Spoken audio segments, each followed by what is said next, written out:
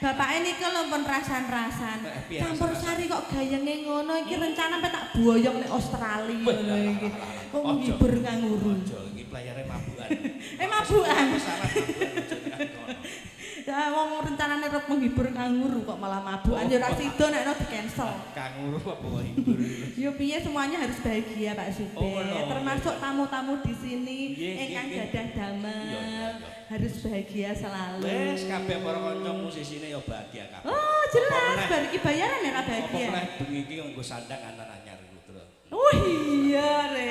Ono Pak sini ra tak tukokno Pak Jupit ya. Lah winginane sing padha ora ditukokke. Lah tuku dhewe, Pak. Oh, tak kira kok. Lah iki anak buahe. Lah utang Bang Merkar jebule. Sak kelompok karo Mbak Wulan kok. Iya. Ayo.